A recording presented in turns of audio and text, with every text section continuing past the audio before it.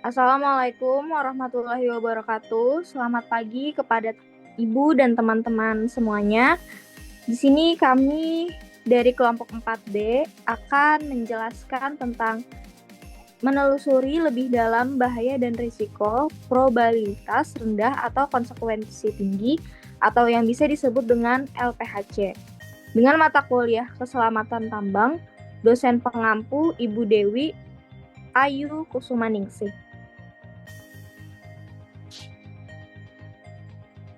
Kami yang beranggotakan yang pertama yaitu Aditya Wibisono dengan NIM 17, lalu ada Muhammad Satrio Husodo dengan NIM 36, lalu ada Raihan Wahid Erwansyah dengan NIM 40, lalu ada Muhammad Syafiq Fazil dengan NIM 61, lalu saya sendiri Kalisa Naura Binutami dengan NIM 64.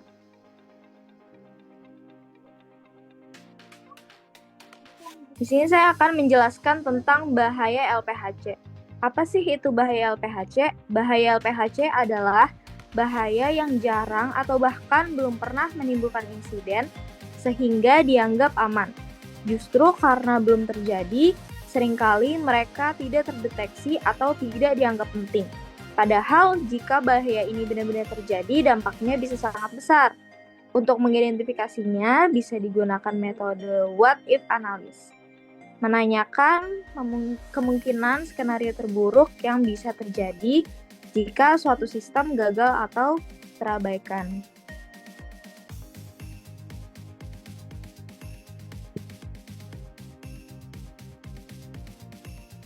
Baik, di sini ada beberapa contoh bahaya LPHC. Di sini terdapat 2 poin.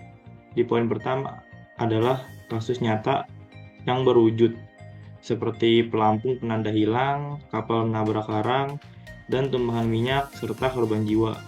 Di poin kedua, terdapat kasus nyata yang tidak berwujud, seperti residu kimia dari pakaian kerja yang mencemari rumah, dan efek kesehatan pada keluarga. Di sini ada beberapa cara untuk menemukan bahaya dari LPHC. Di poin pertama yaitu buat daftar semua potensi bahaya yang bisa menyebabkan LPHC. Yang kedua, tandai yang mana yang termasuk dalam LPHC. Yang ketiga, gunakan referensi atau data cedera industri yang bersangkutan mengenai LPHC. Yang keempat, terdapat contoh tabel seperti risiko penyimpanan bahan kimia, kontrol kualitas udara, audit lingkungan, dan tes darah pekerja.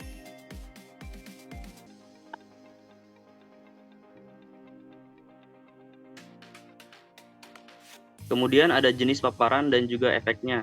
Yang pertama itu toksisitas akut, di mana efek langsung dari paparan besar, yaitu misalnya luka bakar daripada uap asam.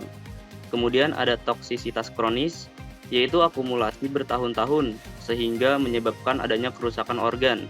Contohnya adalah kanker akibat paparan kimia yang berulang.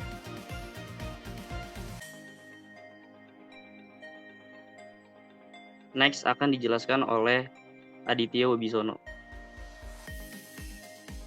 Selanjutnya ada toksisitas versus bahaya. Nah, yang dimaksud di sini adalah toksisitas dengan bahaya, yaitu adalah karakteristik tetap dari bahan kimia yang seperti misalnya arsenik selalu beracun. Nah, sedangkan bahaya adalah hasil interaksi dari toksisitas sendiri dengan konteks, penggangguan, jumlah, dan kontrol yang diterapkan.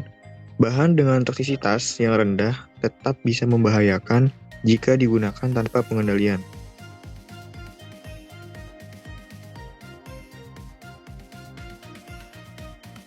Selanjutnya ada kesimpulan dan tindakan. Identifikasi bahaya LPHC membutuhkan pendekatan menyeluruh dan proaktif. Gunakan berbagai sumber data, buat dokumentasi yang akurat, dan siapkan pengendalian yang realistis. Dengan cara ini, risiko bisa diminimalkan dan jika insiden terjadi, organisasi bisa menunjukkan bahwa semua tindakan wajar yang sudah dilakukan. Ini penting secara hukum dan etika. Mungkin sekian presentasi dari kelompok kami. Kurang lebihnya mohon maaf. Wassalamualaikum warahmatullahi wabarakatuh.